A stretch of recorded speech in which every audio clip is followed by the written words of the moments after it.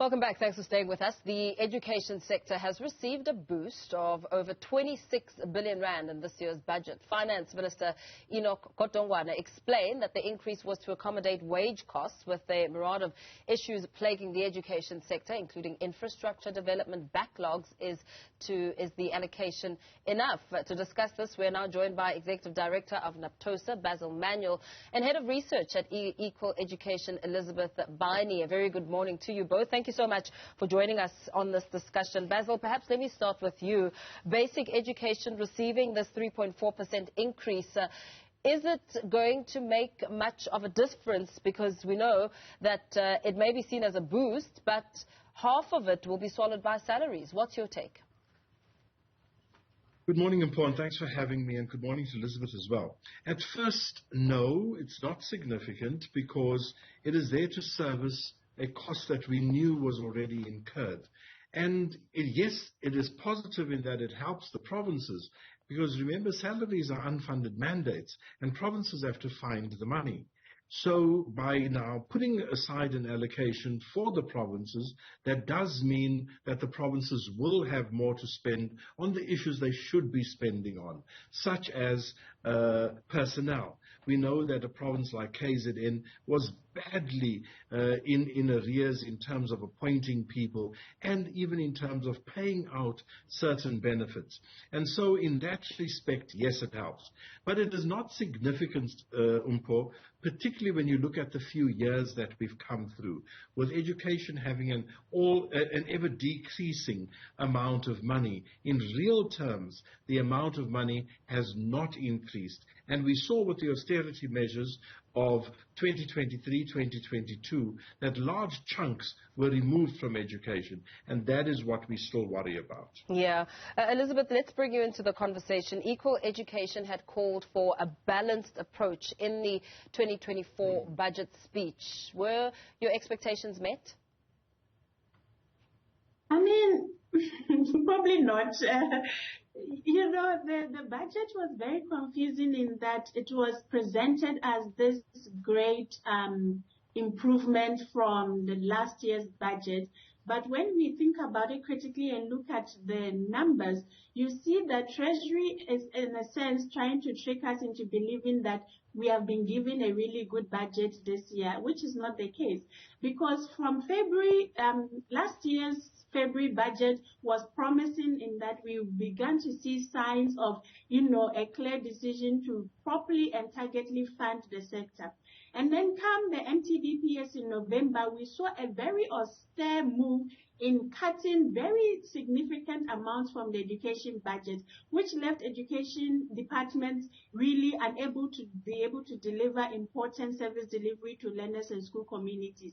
And this year, we are seeing some sort of recovery of that budget cut that was made in November being presented as a really great improvement and addition to the sector, which in itself, it doesn't make sense in the grand scheme of things. So no, we don't think that the Minister of Finance did their due diligence and they did right by learners and school communities as far as human rights protection of the sector is concerned when it came to the budget allocation. Basil, Elizabeth says she doesn't feel that this budget has done right by students. I mean, pretty much what you were saying in your twofold assessment of this budget speech. How then will this affect resources for the country's public schools, especially factoring in the big challenges that we've seen around transport, stationery, learning material, and so forth? Mpho, that is exactly where the concern lies. We are sitting with overcrowded classrooms. We are sitting with bad infrastructure. We are sitting with damaged infrastructure when you think of the Eastern Cape and KZN. And, of course, the large influx of learners into the Western Cape as well as into Gauteng. These are historical things that are not being addressed in their true measure. We haven't been spending significant monies on things like the infrastructure. Since we've had COVID, we haven't seen a recovery of the spend on infrastructure, and yet we need that because if we don't spend money on infrastructure, we actually start losing our infrastructure. And so we are not satisfied that we have done enough in that respect. But that is not the only one where we believe gaps continue to exist. But that is for us one of the most important. The others are, of course, where personnel is concerned. We've seen violence in schools, and there appears to be an increase in violence, even though we may be simply just having better reporting. And I want to then say to you that whatever it is, violence is there. But what we lack early detection systems, such as having teacher counselors, having people that teachers can rely on to assist in intervening in the lives of children. Now, if we don't have that, we will continue to react to what happens. Teachers don't have the time in a 40-plus environment to be able to see when wrongs start happening in the lives of children.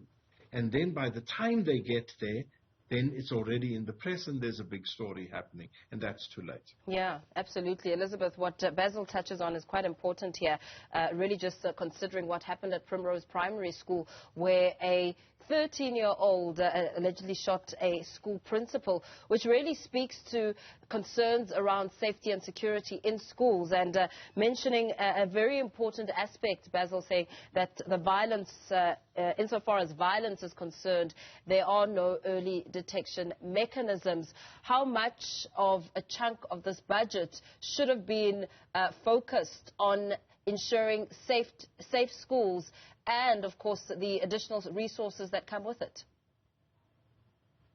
You know, when it comes to school infrastructure and the challenges in the sector broadly, you know, we have a lot of problems in this sector that most of it, you know, adequate and, you know, intentional resourcing and financing can actually address. But the sector does not get enough or sufficient resources to be able to do that business of addressing those challenges. And I mean, school safety is one of them. But when it comes to school safety, you know, it has a personnel aspect and it has an infrastructural aspect as well.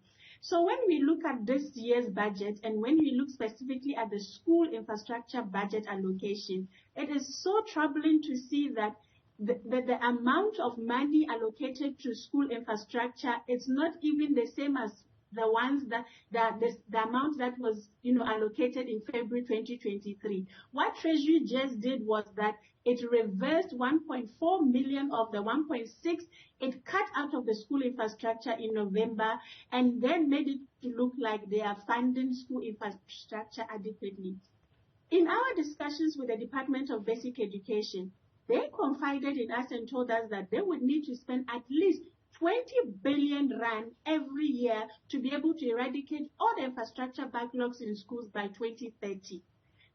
At the current state of funding for school infrastructure, that 2030 deadline is not possible and is likely to only be met in 2038. This means that learners will have to continuously contend with deplorable and inhumane conditions to be able to access quality basic education and to be able to even get that, you know, certificate or that qualification at the end of the 12 years that we are expecting them to complete. It is unfair, especially for learners in rural communities and black learners who are consistently bearing the brunt of a government that is indecisive and not, you know, addressing our concerns with the agency that it requires.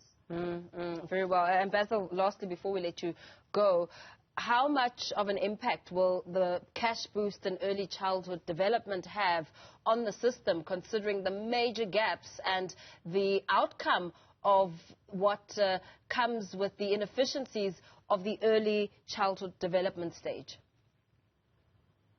I think that is where some of the confusion comes in. That early childhood grant is not addressing the grade R being made compulsory in schools, which is what we wanted to see as well. It's good within itself. We do need early childhood grants. We do need to look after the children that have not yet reached the grade R phase. But we can't wait for the Bella Bill, with all the contention swirling around it, to be enacted before we start addressing formal schooling from grade R. We were hoping as Naptosa, and I'm sure many others, that grade R would be addressed and that we would have a compulsory grade R phase in every single primary school, so that we can begin addressing the systemic problems of education.